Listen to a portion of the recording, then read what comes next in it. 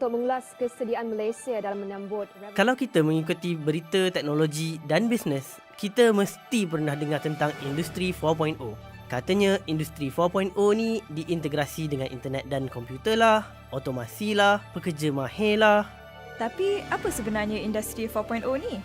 Senang cerita, Industri 4.0 adalah revolusi industri yang keempat di dunia. Tapi anda tahu ke apa sejarah revolusi industri? Revolusi industri yang pertama adalah revolusi sektor pembuatan pada pertengahan abad ke-18. Selepas penemuan teknologi wap di Eropah, penggunaan mesin di kilang-kilang telah membantu dan mengurangkan tenaga buruh dan menjadikan sektor pengeluaran lebih efisien. Ia mengubah cara hidup masyarakat daripada berorientasikan pertanian kepada berorientasikan industri. Industri 2.0 pula datang pada tahun 1900 dengan wujudnya kemudahan elektrik yang membolehkan proses pengeluaran besar-besaran. Kalau dulu, sebuah kilang yang hanya boleh mengeluarkan ratusan produk setahun, kini ribuan produk boleh dikeluarkan dalam tempoh yang sama. Jadi, ini membantu mengurangkan harga barangan untuk pengguna. Selepas itu, Industri 3.0 datang pada tahun 2000 dengan teknologi otomasi dan digital. Mesin dan robot boleh bekerja dengan sendiri melalui proses digitasi. Mulai tahun 2011, dunia memasuki gelombang revolusi industri keempat. Ianya bermula di negara-negara maju. Inilah revolusi industri 4.0. Teknologi, komputer dan otomasi bekerja dalam sebuah cara yang baru. Hai, hari ini kami akan mencari beberapa orang responden untuk mengetahui tentang revolusi perindustrian 4.0.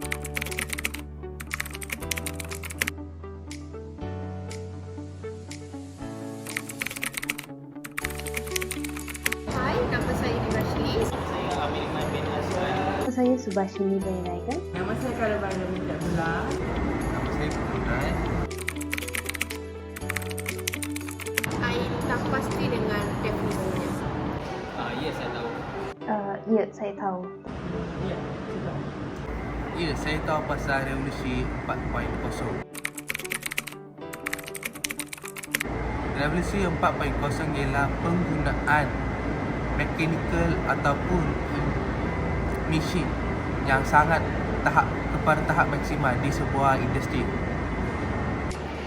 Revolusi 4.0 ni dia terlibat dalam perindustrian tradisional yang menggunakan teknologi moden.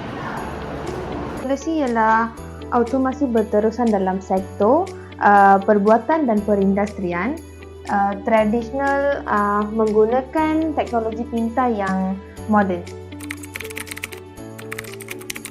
Saya mendengar revolusi ini dari sekolah, dari TV dan juga rakan-rakan. Perpustakaan daripada sumber perpustakaan. Okey. Saya di sekolah itu, saya pernah baca di dalam majalah. Jalan raya, di TV, di media sosial.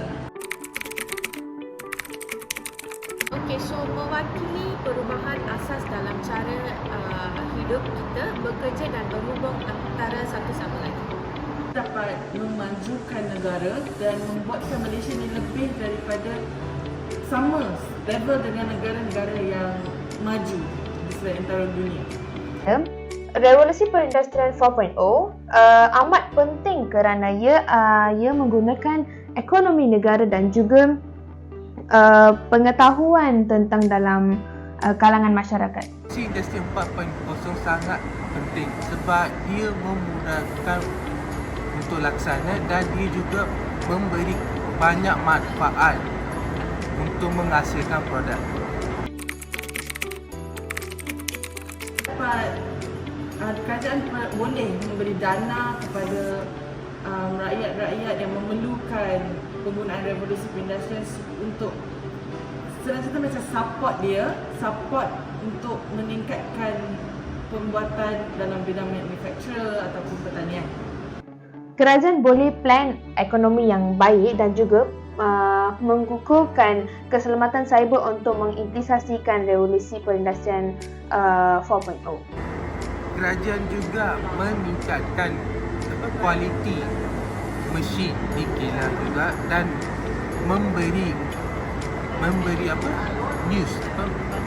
berita tentang revolusi 4.0 dan kegunaannya di sosial media. Ia merupakan garis panduan yang telah ditetapkan oleh Forum Ekonomi Dunia iaitu WEF. Negara akan lebih berkembang dan ekonomi akan lebih meningkat. Since kita ada perubahan pada pembuatan dengan menggunakan teknologi dan juga robot untuk membuat satu barang dan pertanian. Negara kita akan bermaju. Negara akan maju dari segi ekonomi dan juga teknologi. Sebagai contoh, company Tesla, mereka pun dapat maju dari segi ekonomi dan juga teknologi yang luar biasa. Bagi saya dia akan ada macam seperti pros and cons dia. Yang baiknya dia dapat memudahkan pekerjaan sebab penggunaan teknologi. Yang cons dia akan mengurangkan tenaga bekerja. Ini akan memberi kesan kepada rakyat kurang peluang pekerjaan.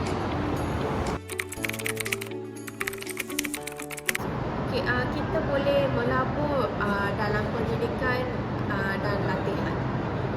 Sebagai persiapan, masyarakat juga mendidik anak-anaknya pasal revolusi dan revolusi perindustrian pada zaman sekolah. So mereka bersedia untuk apa yang akan datang.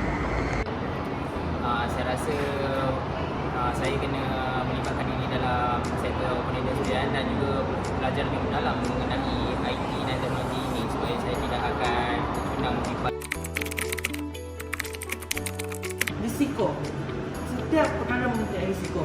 Jadi risiko yang akan dihadapi untuk IR 4.0 ni adalah kadar pengangguran akan lebih banyak berbanding yang sebelum-sebelum ini kerana tiada buruh yang digunakan lagi, tenaga manusia yang digunakan lagi jika dia 100% di IR40 dilancarkan. Pada pendapat saya, risiko yang boleh dihadapi adalah kemungkinan berlaku peningkatkan kekurangan pekerja pada manusia.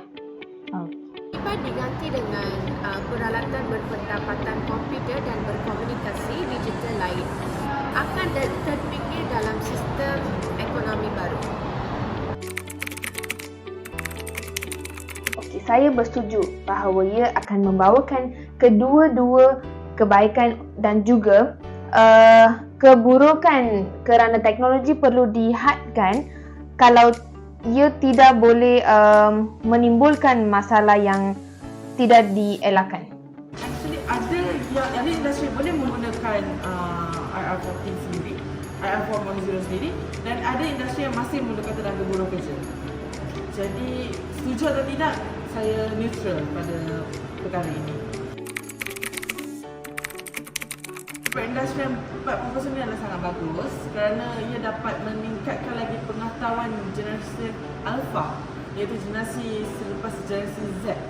Banyak kebaikan kepada masyarakat dan juga negara kita.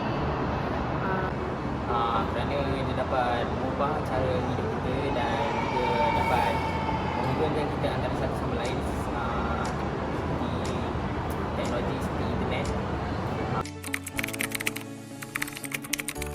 Boleh tanya kebaikan Boleh?